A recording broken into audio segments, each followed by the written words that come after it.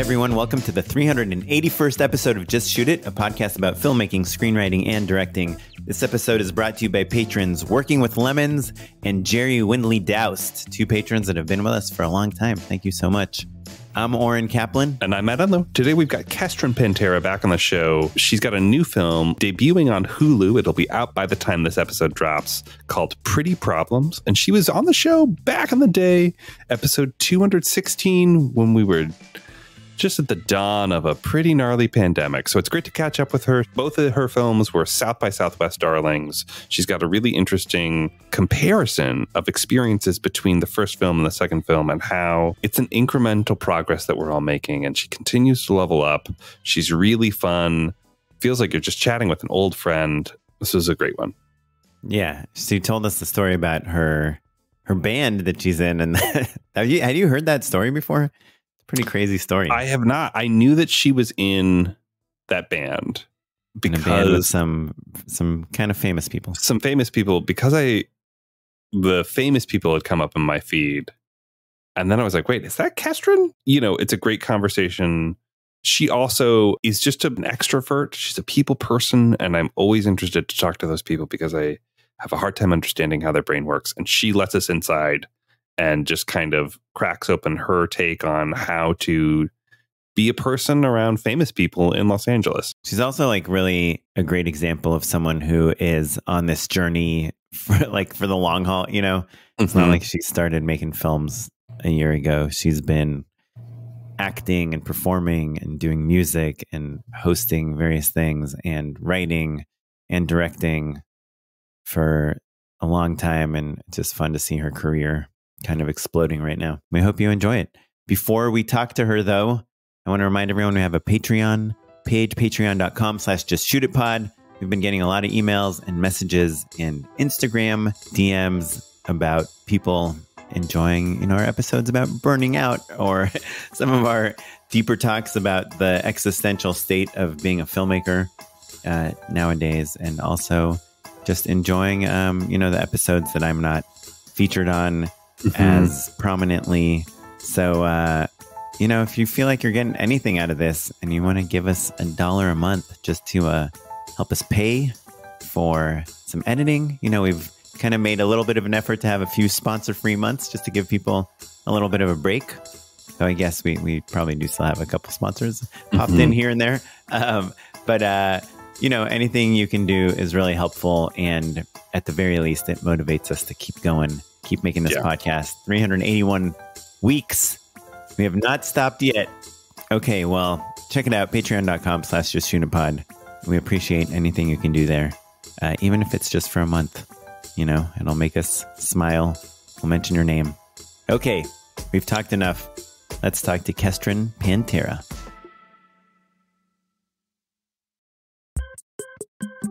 Hey, Kestrin Pantera, back on the podcast. Thanks for coming back. Back on the podcast. Hi, guys. Thanks for having me back. Basically, this podcast has just turned into, we talk about people's movies for like 5 minutes, and then we talk to them about whether you can make a living doing this career or not. So I'm always curious because we have these people that have these super successful films that win festivals and premiere on Hulu. Like yours is coming out on Hulu tonight at midnight. Congrats. And this is your second film at South by.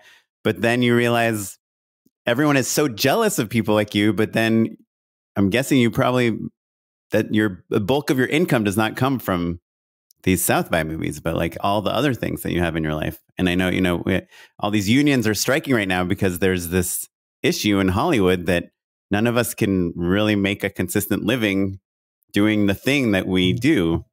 And that's like the thing that has just really been on my mind. I mean, on everyone's mind, but it's like, I don't know why it took me like 8 years to realize that all these people I'm jealous of for having these like awesome movies at awesome festivals are struggling just like everybody else. And they're just jealous of you directing commercials and are like, God, if only I could shoot X amount of commercials a year to balance out with my award-winning indie film career, then then. But then when I talk to my commercial director friends, they're like, no, if you lose focus on commercial directing, then you fuck it up and you don't get the calls. Yeah. How do you balance that? I mean, it's a good question to ask us, because Matt has kind of been, he's show running a show right now full time that's kind of outside of the commercial world. And I think he's been talking about that. I haven't not directing talked to the production companies for like 3 months. Like, who's going to remember me? Yeah. And I'm like on the other end of the spectrum where I'm like, all I do all day and all night is write treatments. I just went on this like 2.5 week vacation to Israel, and I spent like half the time on Zoom calls pitching on jobs that I might not even get, and like just not even being with my family on vacation, and not getting paid for it either. So 381 episodes deep, we still don't know the answer, Kestrin. Like it's hard. Like, I don't know. I think maybe honestly the answer is become a name brand director where you can do commercial work in between projects, but it's because they want you, not because they want your pitch. But like, that's not a sustainable plan. Right. You know like, offered work. That's like saying be Taika Waititi, be Lance Cord, be Greta Gerwig. But like, I don't know. Yeah. And short of that, it's pretty tricky for sure. The last commercial I directed happened after we had won a bunch of awards and had a bunch of press. And it just happened to be that a colleague, an old friend of mine, happened to be an agency producer and basically called me up and invited me to pitch and was like, go find a commercial production company right now. And Monday is the creative brief day. Yeah. And so... yeah, and other people were bidding on the job. Unfortunately, I won it, but it was definitely like a plate spinning whirlwind. And I wasn't even home, right? I was like at a festival in a hotel room being like, this and I was great. about to say, right, like I would wager that you were posting on Instagram, right, and living an incredible life. And then that agency producer was like, oh, Kestrin, look at her being successful and awesome. She would be perfect for this spot.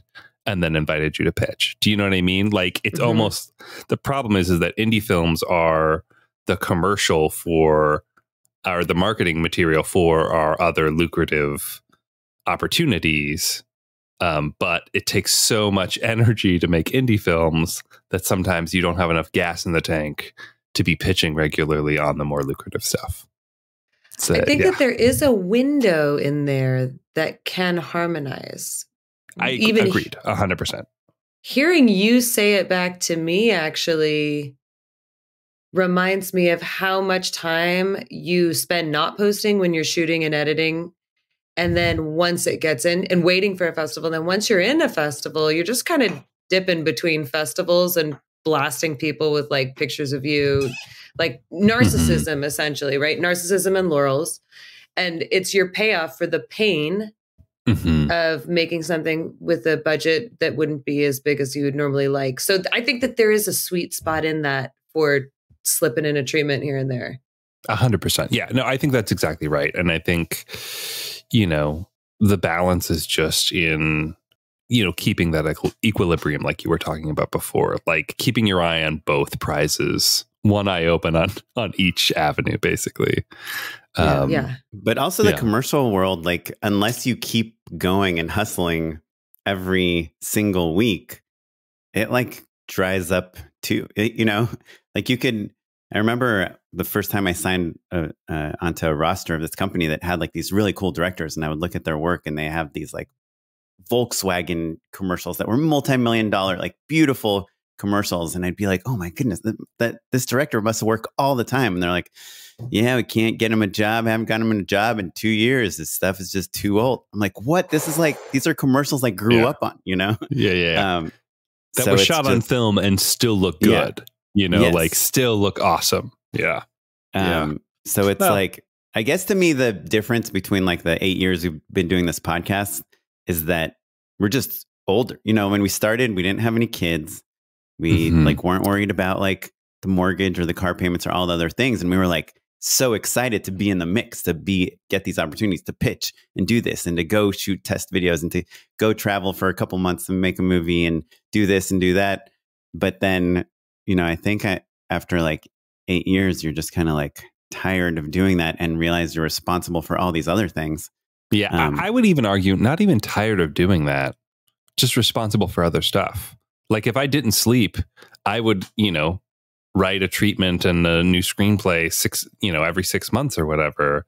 But like, if you have to choose between like kicking the ball around in the backyard with your kid or, busting your ass on a treatment, life is short. You want to just like enjoy the time while you got it, Yeah, that's why you just got to get a robot that kicks balls. Talk about a tangent. Kestrin. Well, no, but Kestrin, what's like, so it you does said tie in school hours. That's why school's great, right? You have a hard deadline. My daughter starts to deliver Monday. Monday she starts school. My goodness. Preschool. I cannot wait. Congratulations. Thank you. It also is hard. I know. Yeah. your kids, how old's your youngest, Kestrin? 7.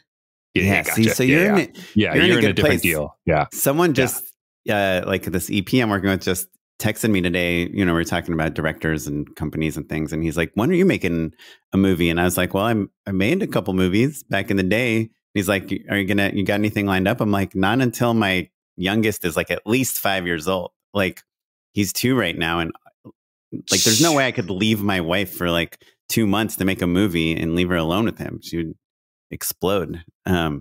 So I do think maybe Matt and I are in the thick of it in terms of like, just like brain space to be creative and make a living and, be part of the family. Well, hold on. So you said your youngest is 7, but your previous film that we talked to you about, when did you shoot that? When did you shoot Mother's Little Helpers? So I shot Mother's Little Helpers in 2018 because I was going crazy with a 3-year-old and a 5-year-old or 2-year-old and a 5-year-old. And I was like, I am dying. This is not the life I was meant to live exclusively. And I think that's also why we made it for so little money in such a short amount of time. Where like 11 days or 12, 2 weeks was what I could. I feel like you were hinting at that, and I didn't understand at the time, and now I do. Yeah, now you're I in get the it, dark. Kestrin. You guys are in the hardest place of. You're in the cavern of parenting that is the hardest place in your creative life, and in your emotional life, and in your relationship life that you'll probably ever be until as long as your parents are alive and happy, so it just is really fucking hard, and you're in the dark place, and it'll get better, and it gets better when they're 5, and it gets great when the youngest is 7. I was just thinking today of how hard it was the last time I spoke to you. I was thinking of how hard it was when I spoke to you in 2020 when we were releasing that movie at the very beginning of a pandemic. It was April 2020, and my kids were so little and everything was fucked up. And I think a lot of the reason life is so good right now is just because they're 7 and 10. Yeah. My 7-year-old is amazing. Like she'll like help me with things, like we'll go film things. She can like hold a boom pole practically.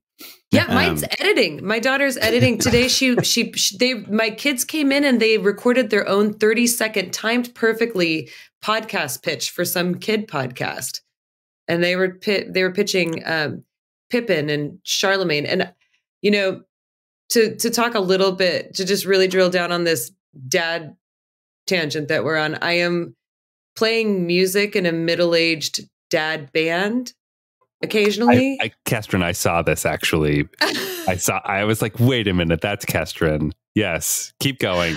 Is this the thing where you were playing with Weird Al? Yeah. Is that related to that? Yeah. How cool. You're also like a rock star at the same time. So hold crazy. on. Don't. It's not. Weird Al is perhaps the most important to me, but the list goes on. The list goes on, Kestrin. Who else is in this dad band? It's David Wayne and Ken Marino's dad band. And it also features some other great writers and DPs. And Frank Barrera is a DP. He's amazing. He shot Reno 911 and a bunch of your favorite stuff and always gives relevant advice, which I could circle back to. Sweet Teddy B is also a writer, and John Spurney. And we have just a lot of professional, Jessica McKenna, Jackie Tone from, she played Melrose on Glow, and Natalie Morales. It's just an amazing, Beth Dover, an amazing group, revolving cast of characters come in and they totally wail, and it's amazing. And it's nice to be around people who have families. David Wayne's son, Henry Wayne, plays the saxophone in it, and Jordan Katz plays the trumpet. And it's just really sweet to see this, a guy named Craig Wedren, who was at the all-star band that we did a few weeks ago, and is an amazing composer in his own right. Joe Latrulio. It's like a state reunion. It's crazy. Yeah. What if the state became middle-aged and had like a rock band in their garage, but then toured with it? That's what happened, basically. That's what happened. Awesome. Yeah, and how did you know them, or how did you get invited? I had just moved to South Pasadena, and we used to trick or treat on Armstrong in Silver Lake. But this year, my husband said, let's just go trick or treat in the new place. So we took our kids. It's 5:00. I'm wearing my Dana like Zool costume from Ghostbusters. Everyone's in costume. It's Halloween. It's 5:00. The sun's still up. The kids are trick or treating, and there's this band of dudes in costumes tuning up in the garage driveway, and the vocals are too low. So I was like, "Dude, your vocals are too low." And then the guitar player was like, "Well, how's my level?" And then the drummer was like, "How's my level? How's my level? How's my level?" And then we did a little sound check, and then walked away, took the kids out, and then my kids burnt out and went to the neighbor's house. And we came back at like 9:00, and it is like thousands of people, darkness, Mardi Gras, like the hugest rager I have been to in years, on a completely closed off to traffic, pedestrian only street. And there are hundreds of people mobbing this band, and they're awesome. So we squeeze our way up to the front, and we hang, and we're getting ready to go after enjoying the set and filming some of them. And my friend sees their set list and is like, "Dude, they're going to play the Time Warp next." And we were like, "Oh my God, we got to stay for Time Warp." And right when they start playing, my friend and I start shouting it from the audience because we know it back to front. But the lead singer kind of goes up on the lines, and it becomes instantly clear that he doesn't know the song like a true goth nerd from the 90s, 80s, and 70s does. And the lead guitar player kind of intuitively picked up on this because we were shouting the lines so loudly, and he pointed at the mic and handed his mic to us and was like, "Take it." So I took the mic, and I also went through a whole understanding of the song, The Time Warp, where I was like, this guy doesn't know the song really well, but also it's a bunch of dudes. Who's going to sing the magenta part and who's going to sing the Columbia part? They're going to it's not going to go well because they don't have any girls to sing the girl part. So I was like, okay, I accepted the microphone give, understanding the peril that they faced as performers. Showed up, nailed the magenta part. My husband films the whole thing. It's like the most epic, legendary night of my entire life. We totally stole this band, and it was amazing. We karaoke bombed them. And that it matters, but did you realize like David Wayne is in the band? No, and the clown. Just random dads. No, it was just everyone's in costume, and the clown singing like literally has clown face paint, a nose, a colorful rainbow wig, and a fat suit on. I had no idea it was Ken Marino. Yeah.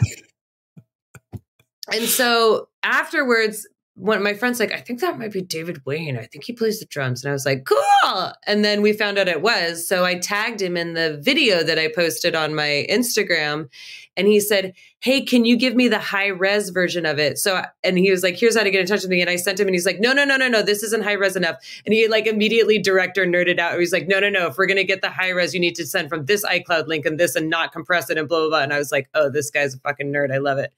And then through that troubleshooting, we established contact. I invited him to one of our VIP karaoke parties for New Year's, and then he invited me to play with the band. So I time warped my way into the dad band. Wait, and you play violin, stand-up? I play electric cello. Oh, electric cello. Yeah. That is like, if there is not a good argument for living in LA, that's probably the best version we've heard of. That it is quite a tale, Kestrin. It is quite a tale. It was crazy. This is sort of interesting and not something we've ever talked about on the show, but like from time to time, depending on what circles you run in, like you are around people who you maybe were previously aware of, we'll say. Do you know what I mean? Like I'm sure there are listeners at home who are like, "Oh my God, I love David Wayne. that's so exciting. And there are other people who are like, oh, I'm not totally sure who that person is you're talking about, right? But like, that's going to be true for all sorts of different people, right? Like, you're going to run into people that you really, really admire that maybe have a super high profile, and you're going to run into people with super high profiles that you're not really caring about. But Kestrin, it seems like you have a good sense of how to deal with that, whether you're intimidated by that person or not, or that person is very famous or not, right? Oren, you were joking about how that's an advantage of living in Los Angeles, and it is, but that's also an easy thing to like get anxious about or mess up or just get in your head about, right? Like it would be easy to be like, oh my God, I gotta give David my screenplay. It's a hypothetical as a for instance, right? You don't want to make someone feel awkward or feel used or use someone, right? So talk to us a tiny bit more about maybe just a general philosophy, not specifically about the dad band, but like in your travels, what's your philosophy on being around people who you were aware of prior to meeting them, we'll say? I found, others will disagree with me on this, my most reliable strategy has been to not acknowledge the fact that the person is famous and treat them like a normal person. Often it's come from hosting my own events, and then all of a sudden a famous person will be there and I'll be like, whoa, yeah, sure, what are you drinking? And then I just kind of treat them like an asshole, like anyone else at one of my parties, and like put them to work. Like, what are you singing? What are you drinking? And that takes, once someone brings it, or if they sing their song, or if they perform, then that kind of takes the steam or the loadedness out of the situation. My MO is to not acknowledge the fact that they're famous or that I know who they are. And I literally mentally shut something off in my brain that associates them with fame or any like emotional, psychological like neural pathway. I kill it so that I can treat them as a human first and foremost. And then maybe later it'll come up, the acknowledgement. But my husband is 100% the opposite, where he'll say, hello. Like, can you sign this, please? He's not a weirdo like that, but he's just like, it is so great to meet you. I loved your work on blah, blah, blah. Welcome. Come on in. And I am completely the opposite, where I'm just like, what are you drinking? Your work sucks. You know what I like about... I don't even acknowledge the fact that they work, because half the time I don't know what it is that they do. And I often do the best with famous people when I have no fucking clue who they are. And those are the people that I end up having the best relationships with long term. Send me athletes day after day. No problem. I'm like, sure. Like, I get that you're a world-class celebrity that other people will be very excited about, but we're just going to work together for sure. But also it's so different when you own the bar and then these are your guests. It's different than if you're making your next movie and you're like, oh, there's this part, and the producer's like, what if we talk to like a Ken Marino about it? And you're like, well, I know Ken, but it would be kind of weird for me to ask him to be in the movie. But it's not that weird, you know, like as a director to go ask someone like him to be in the movie, you know, like to me, that's where the awkwardness gets big. And it's happened to me some like when I first moved to LA, one of my first friends, Avi, his brother-in-law was like one of the top agents at CAA. And I was like, that's it, we're in, you know, and the guy could not, I mean, like never acknowledge that I was a filmmaker, like, you know, because I was making like YouTube videos. And it's sometimes you have access to these people in really high positions, but there's not really much you can do with them. But at other times there is something that you could do with them. You can collaborate on something, but it feels weird to bring it up, you know? The timing of when you use your leverage, if you have any. And I think a lot of the time building trust is building trust, whether or not someone is famous or you're helping someone out or you need help. So you'd made another movie that premiered at South by Southwest, Mother's Little Helper. What was the difference between that and Pretty Problems, which also premiered at South by, that made one of them put you on a list of someone that is offered movies versus the other one? Or was it just timing? Fuck, that's such a loaded question. I think about this all the time. Everything I thought would happen with Mother's Little Helpers, I was like, I'm in South by. I made it. Like, we did it. We sold it. We got it, like, blah, blah, blah. Got signed by ICM. It's a big deal. And the pandemic definitely played a huge part in it, but we had TV stars in that movie. Like some people that I like, all Americans recognize their faces, like hit TV shows and like people from SNL. And, granted, it was a cancer movie, and that's a big bummer, and no one really wants to. It's not like top of your weekend watch list, but Pretty Problems, everything that I would have wanted to happen, best case scenario, happened for Pretty Problems.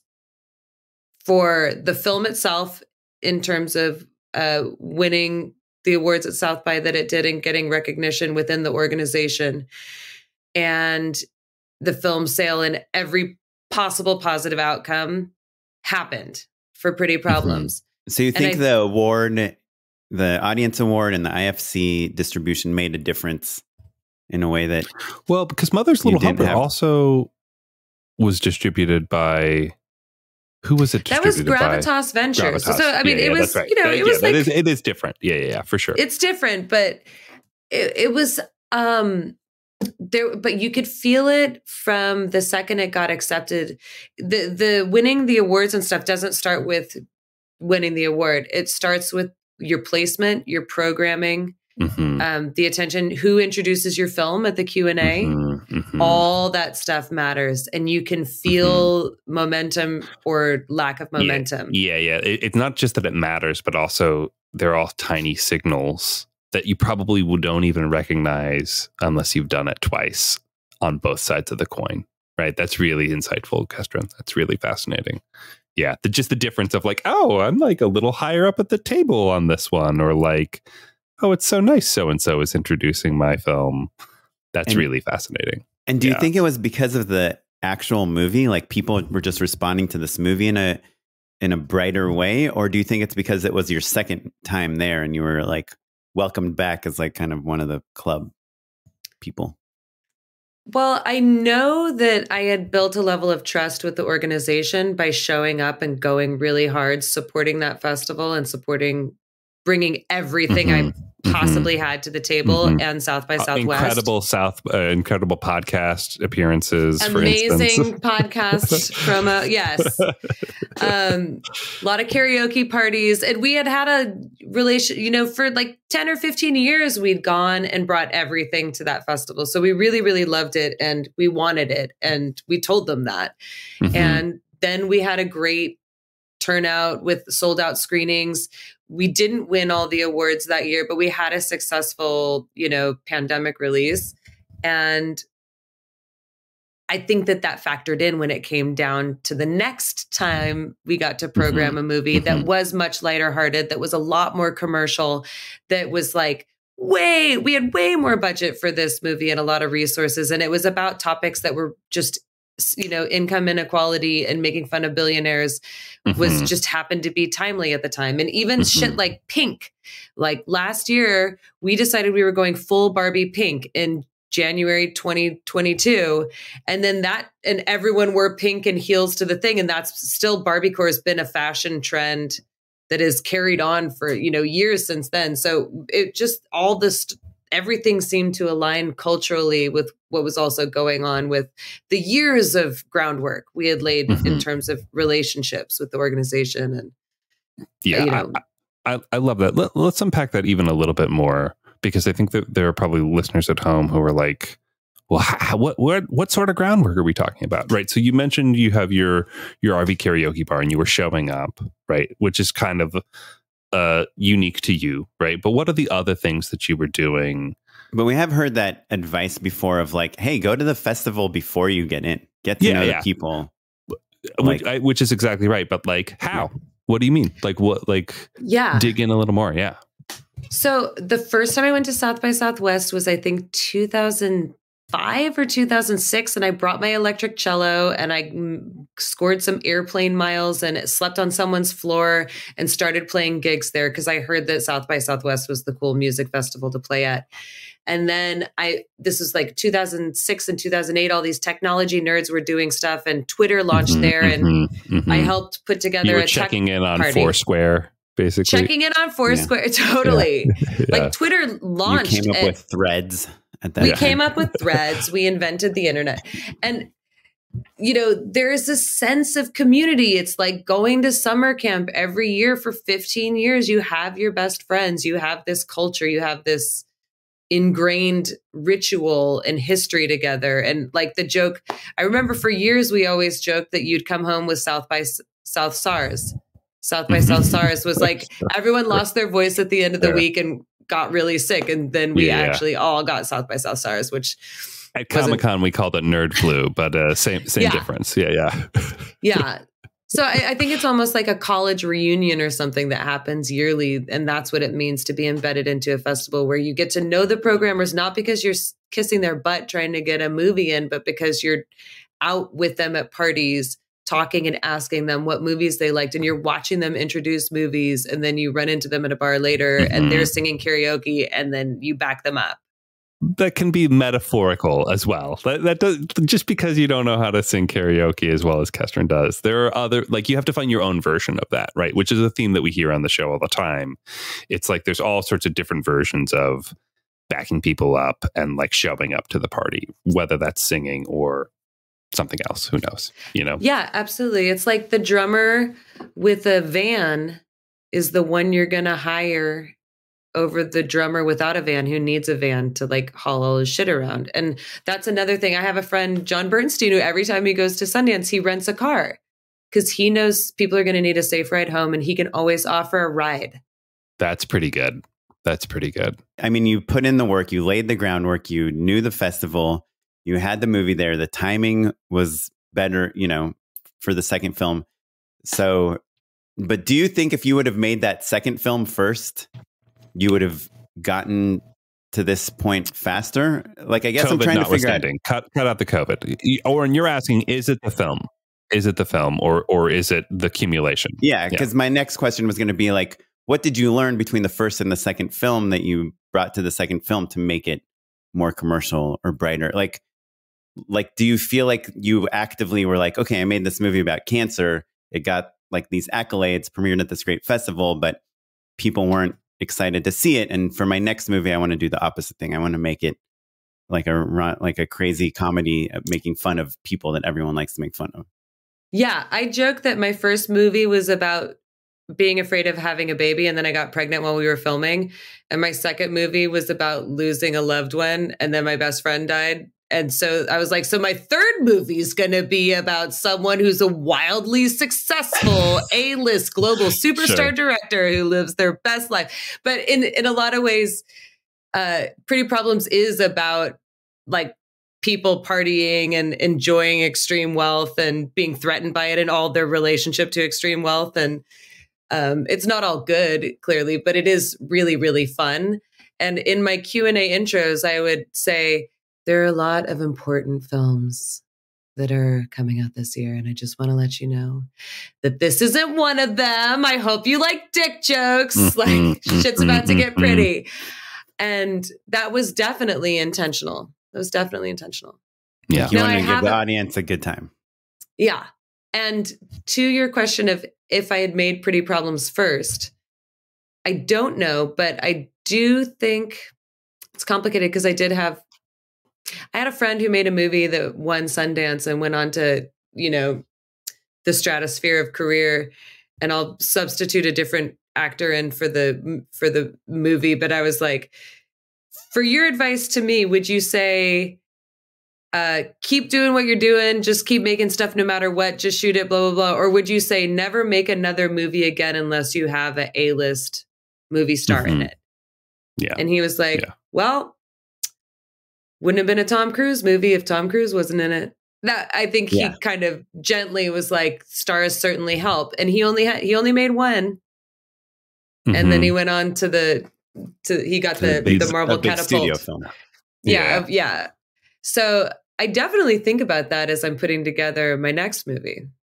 Counterpoint, like he only made one. And if you can make a Tom Cruise movie as your first film, everyone, I want to be very explicit. Go do that. But bringing it back to something that we can talk about, you had legit stars in Mother's Little Helper, and your first film, Let's Ruin It with Babies, I'm not super familiar with, but like they're stepping stones, right? Yeah, like there is that incremental move. And if you're constantly waiting for Tom Cruise's, agent to read the script or for his schedule to free up or whatever, you're going to have to wait till there's no more Mission Impossible movies. You know what I mean? Yeah. Like that, I feel like that's really good advice if you have the access. But if you don't have the access, you shouldn't wait around, I guess is what I'm trying to say. I will say that this person's partner at the time, like spouse, was also a rep of one of the, so say Tom Cruise's agent. So like he did have that advantage, right? Nowadays, since like you can feel like a little like juice come in where your team expands or people like get you more meetings or you get more opportunities and then you get attached to some movies. I thought when you were attached to movies, someone gave you a check and you were rich. But what I've learned so far is you get attached to a movie and then you get a movie star and then a bunch of stuff happens and then you do your deal and then you make the movie and you probably get paid DGA, whatever, which is all great. Or it doesn't happen. Yeah. And the approach to stars has been really fun. And I know that you guys have talked about this on this podcast, but one like path that I've experienced so far has been I just go up and talk to them, whoever I feel most comfortable asking nicely to be in my movie. That's how I did Mother's Little Helpers. I had personal relationships with all of them, most of them from acting class from like 10 years. So I felt very comfortable asking Dave Gentoli nicely because he was my old friend, and Milana and Brita and Melanie I'd met once, but I invited her to coffee and she said yes. With the movies that I'm attached to now and the way that we're approaching actors, I had a little bit, I got attached to one that's just a fucking hilarious script. And it was a revelation getting attached to my first movie that had a producer that had won Oscars, and I was so excited. And you had written your past 3 movies, right? I didn't write Pretty Problems. Michael Tennant, who's a wonderful writer, wrote Pretty Problems, but I wrote the first 2 and not the third. And I was attached to a script that my agent had sent me that was just for me a home run. And we made a list, right? And then the producer just is like, we don't need to like talk to anyone. Just like tell me who you want and we'll go get them. And we'll let the script speak for its work and we'll let your work speak for its work. And then I didn't get the first one that I wanted. Granted, it was like a huge, huge, mega superstar who isn't like a rock star who's not actually acting. And then it went down, and then you just kind of chunk down the list and you wait, 3 weeks, a month, 6 weeks, however, before they pass or say yes. So I had set this kind of jaded outlook that that's how it is and nothing ever happens. However, I became attached to another movie and I had my number 1 person on the list. And they were like, all right, we're going to go out to her. And I girded my loins for rejection. And then they called and said she wants to star in it. And not only that, she wants to produce it and she wants to meet you and she wants to get on the phone. And then we met and she was so prepared. And halfway through the meeting, she was like, so did I get it? And I was like, did you get it? Did you think I was interviewing you? Oh, that's sweet. Like how kind of you. And so it doesn't have to be the grind. Like it can go both ways. And, time will tell who goes first. And I have my other projects that I'm writing that I just shot a short film and like I'm location scouting right now just to keep busy on all fronts. It's like a multifaceted war that you wage on all fronts that never ends. Wait, so you're scouting for another short that you're making?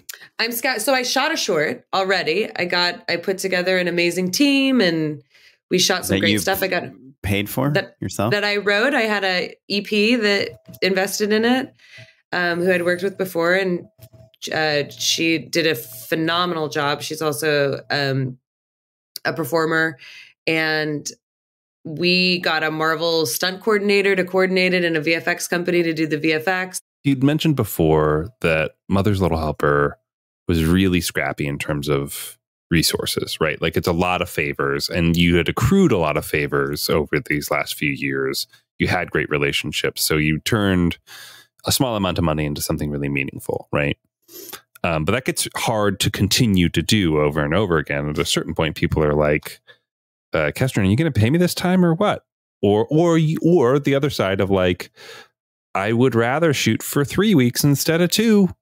You know, like I'm limited by these things rather than being empowered by them at a certain point, sometimes, depending on the sort of film you want to make.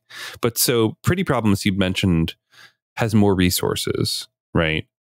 How did you acquire said resources? Like what steps had to happen in order for it to level up like that? And then how did it change your approach as a filmmaker? What did you like? And maybe what did you miss about the scrappier versions? I got an email from a stranger on the internet that said, hey, we liked Mother's Little Helpers. We have a fully financed movie that shoots on this billionaire compound in Healdsburg for 3 weeks. Here are some pictures. Would you like to read the script? And that was Pretty Problems? Yeah. And I was like, okay. And you still have all of your organs. None of them were harvested and stolen. Yeah.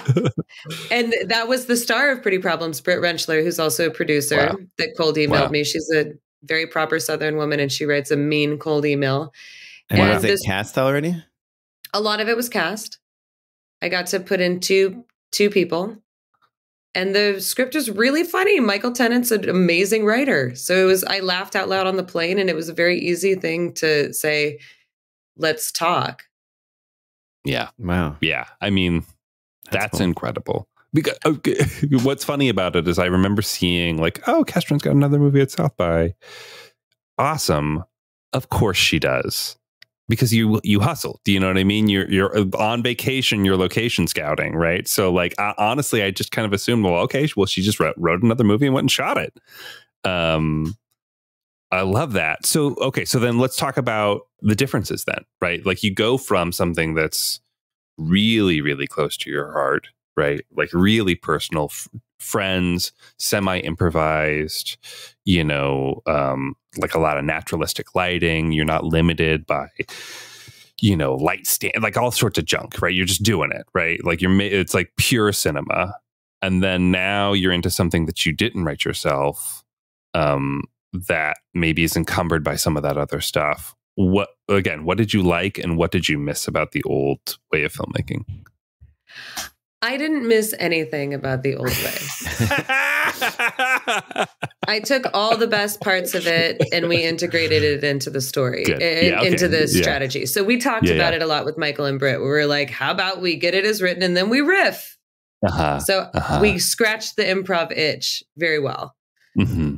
It was amazing having a producer that did all the stuff. Pretty Problems was one of the funnest delights of my life. The biggest problem that happened during Pretty Problems is my husband called me 3 days into the shoot and told me my cat was dying. And I was like, I don't think this cat's dying. I think she just doesn't like you.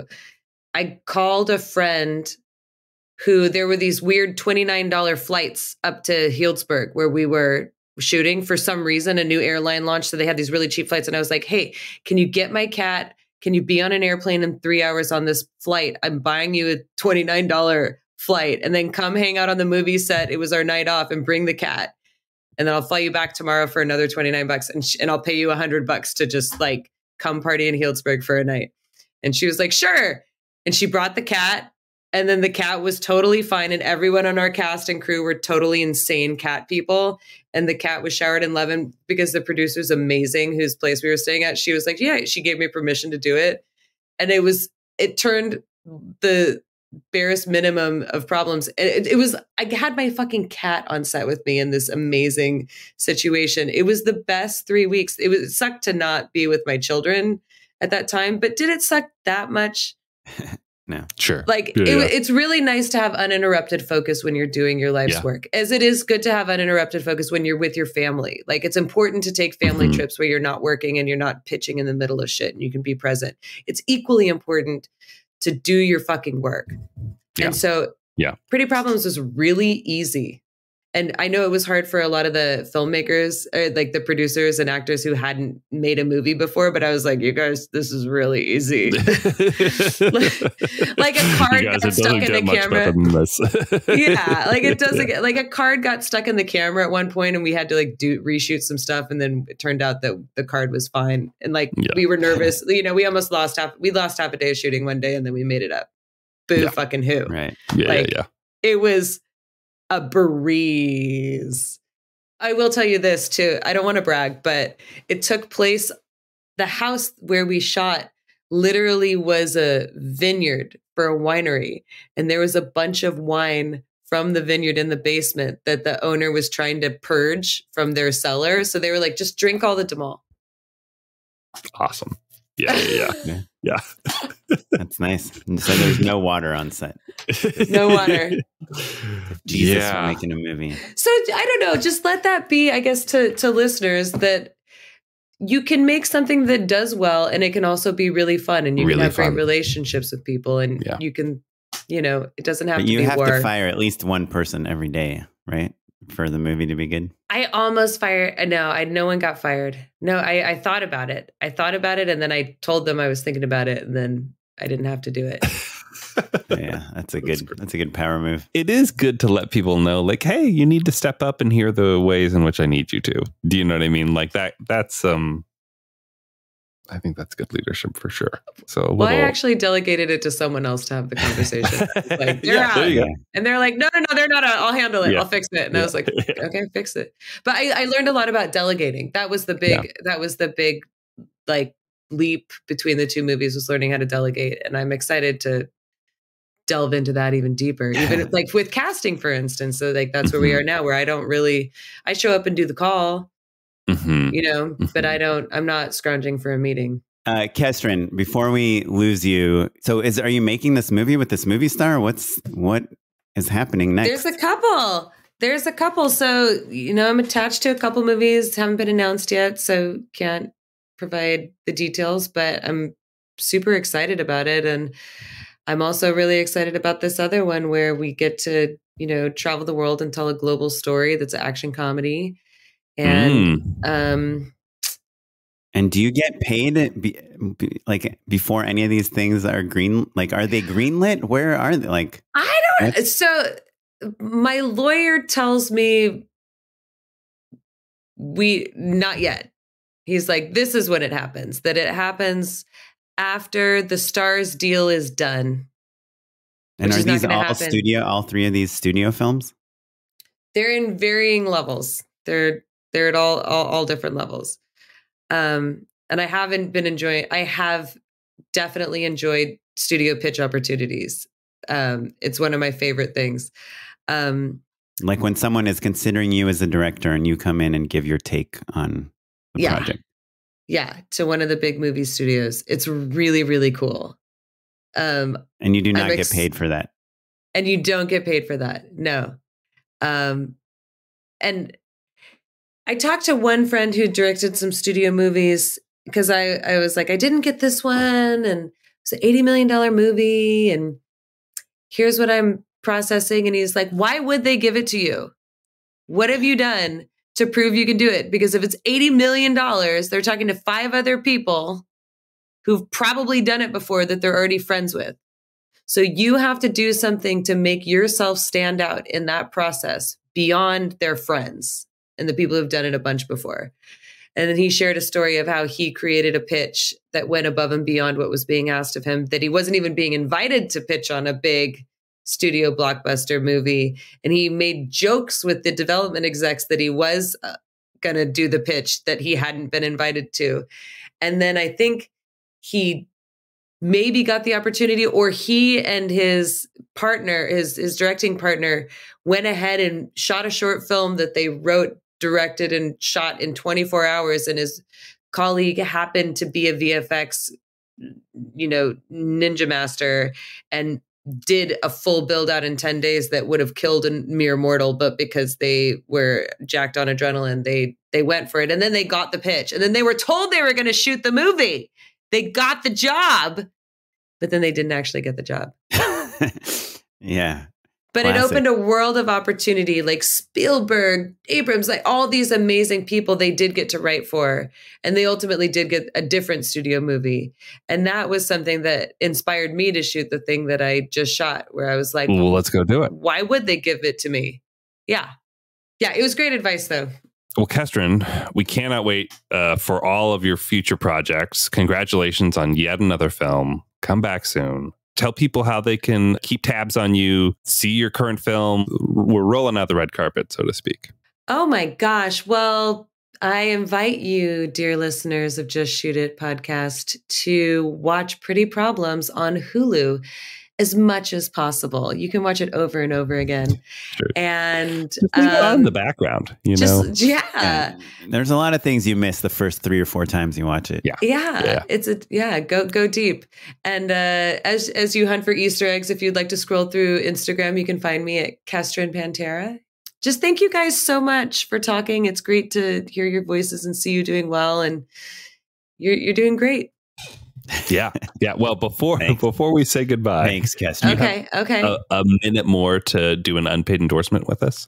For sure. Unpaid endorsement. So my unpaid endorsement for this week, I don't think I've talked about this on the show, but do either of you two know what a cowboy tub is? Oh yeah, I have one. Do you really? Oh, Kestrin. Yeah. So do I. And I'm loving it. But for the uninitiated, a cowboy tub is where you take like a stock tank, like a feeding tank, like something you would use to feed cattle with. So like ours is about the size of a jacuzzi. It's like 8 feet in diameter. So like a big kiddie pool, basically, but made out of galvanized steel that we put in the backyard. We leveled the ground. You lay down some sand. You put a pool filter and some chlorine in it, and you've got like a little pool.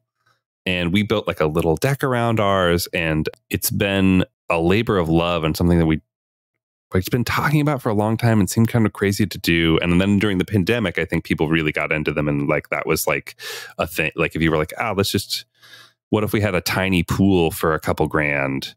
And then you're off to the races. It's getting really hot.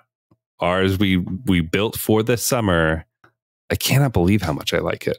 I like it even more than I was hoping. I can call attention to 2 trends now trending. Delegation. Yeah. That's really top. Delegating is top of mind. I have other people come up with my unpaid endorsements all the time. Yeah. Why would I do it myself? So delegating is so hot right now. And I had a great experience with airline miles, airline points. I really endorse picking one airline. For me, it was Delta. We got upgraded to Delta One twice. Yeah. Ooh. We got a lot of Delta One upgrades, and it was like low cost, high luxury. Are you gold? Oh, my husband's diamond. Oh, damn. Yeah. Does he fly for work? Yeah, he did. He did a lot.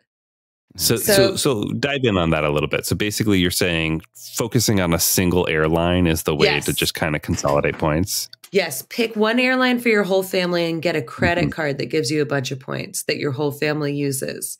And then once you get into a system, Delta is mine.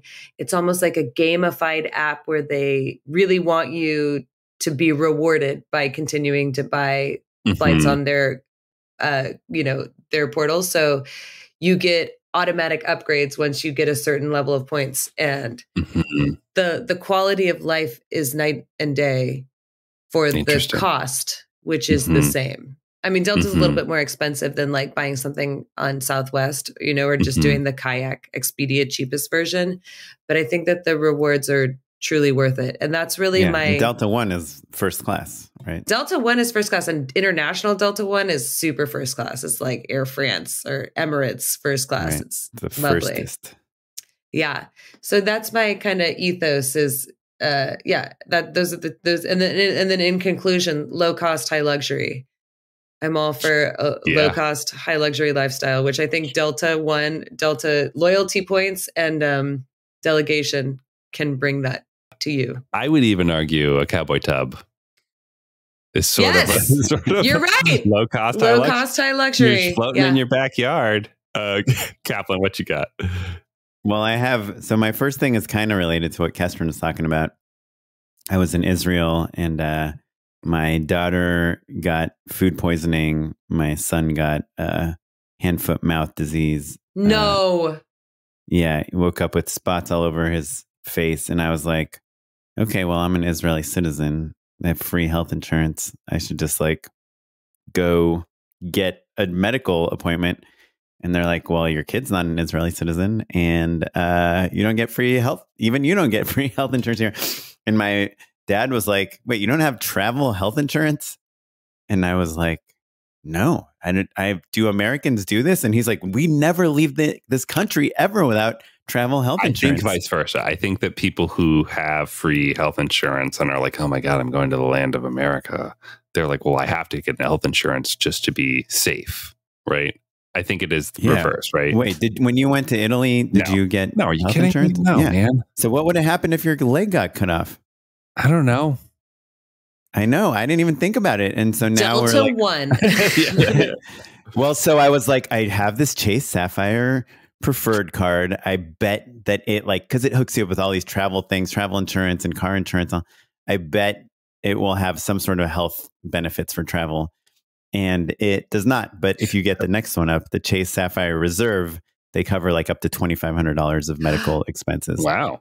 Chase Sapphire Preferred, I think all the Chase cards, you can actually call Chase and they can help you find a doctor and stuff if you need that help. If you don't have any connections locally. That's crazy. So if you're traveling and you're into any problems, just check out whatever credit card you have. Their odds are high that they help you in some way with traveling, even if it's I think Chase, if you bought your ticket on your Chase card and your flight's delayed more than 2 hours, they'll give you $100 or something. I mean, they have all these little things that you might not know about. Yeah, so I've never had travel health insurance, but now, especially with the kids, it's something that's on my mind. And the other thing that I'm endorsing, which is something my wife just told me about today, and I haven't even researched to know if this is true or not, but we're majorly jet lagged. And I was so tired at 3 p.m. And she's like, this is what you do. You make your coffee, you drink it, and then you take a 20-minute power nap. Yeah. And then when you wake up, the caffeine will hit you and you're like, yeah, you going off it you up naturally. Yeah. Like a ramp. I've heard that's like a residence trick. Like if you're a doctor in residency, that's a move that they do. The trick is you have to be able to fall asleep immediately. You need to slam an espresso and then you have your head hit the pillow. You need to be drinking your coffee in bed in order for it to work. Well, I tried it and it worked. The other days with my jet lag, I've been taking these quick power naps and I wake up and I am so dazed and confused for 2 hours. I'm REM sleep. But this coffee trick did it work? Kind of worked. But yeah, and who would have thought drink coffee and go to sleep? Yeah. But it worked for me, but I only tried it one time. Let me ask. Check it out. Did you try Zip Fizz? No, it's on my list. There was a rash of people endorsing Zip Fizz for us, Kestrin, earlier, a month ago on the show. People were have you heard of it? It's like a no. It's like an airborne. It's like a thing you put in a drink. People use it on set a lot, and it it's like having a Red Bull, a powdered Red Bull that you throw into a bottle of water or whatever. It has a ton of caffeine too. Yeah. Oh, I have jet lag too. I just want to say in solidarity. I got back on Saturday. Oh, I didn't realize. Man, that's relatively recent. That's wild. Well, I've just been floating in the trash can in my backyard. Well, Kestrin, thanks so much for coming. If you have any comments or questions, anything you want us to pass on to Kestrin, please email us. We're justshootitpod@gmail.com. You can find me. I'm on Instagram @okaplan, and I'm on Threads too, which at the same username @okaplan. All right, way to go. What about you, Matt? I'm not on Threads, but I'm across all of the other social media platforms @Mr. Matt Enlow. I'm waiting to see. Who knows? Nobody's waiting to see what? I don't know.